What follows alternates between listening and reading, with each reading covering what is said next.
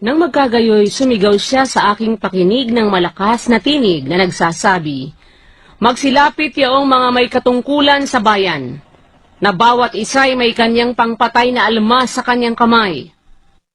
At narito, 6 na lalaki ay nagsipanggaling sa daan ng mataas na pintuang daan, na nalalagay sa dako ng hilagaan, na bawat isa'y may kanyang pangpatay na almas sa kanyang kamay. At isang lalaki ay nasa gitna nila, na nakapanamit ng kayong lino, na may tintero ng manunulat sa kanyang tagiliran. At sila'y nagsipasok, at nagsitayo sa siping ng tansong dambana. At ang kaluwalhatian ng Diyos ng Israel ay umilanglang mula sa kerubin, na kinapapatungan, hanggang sa pintuan ng bahay. At kanyang tinawag ang lalaking nakapanamit ng kayong lino, na may tintero ng manunulat sa kanyang tagiliran. At sinabi ng Panginoon sa kanya, "Pumaroon ka sa gitna ng bayan, sa gitna ng Jerusalem, at maglagay ka ng mga tanda sa mga noo ng mga taong nangagbubuntong hininga at nagsisidaing dahil sa lahat na kasuklam-suklam na nagawa sa gitna niyaon." At sa mga iba ay sinabi niya sa aking pakinig, "Magsiparoon kayo sa bayan na magsisunod sa kanya, at manakit kayo. Huwag magpatawad ang inyong mata, o kayo man ay mahabag. Lipulin ninyong lubos ang matanda, ang binata, at ang dalaga, at ang mga bata, at ang mga babae. Ngunit huwag lumapit sa sinumang lalaki na tinandaan, at inyong pasimulan sa aking santuaryo."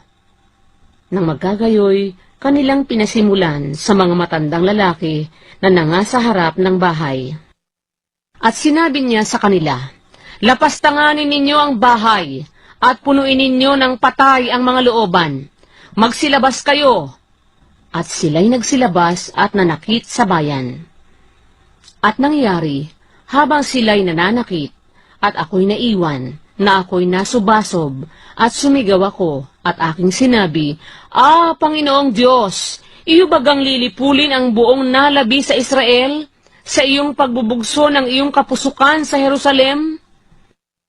Nang magkagayoy, sinabi niya sa akin, "Ang kasamaan ng sangbahayan ni Israel at ni Huda ay totoong malaki, at ang lupain ay puno ng dugo, at ang bayan ay puno ng kasuwailan, sapagkat kanilang sinasabi, pinabayaan ng Panginoon ang lupa, at hindi nakikita ng Panginoon. At tungkol sa akin naman, ang aking mata ay hindi magpapatawad o mahahabag man ako, kundi aking ipadadanas ang kanilang lakad sa kanilang ulo."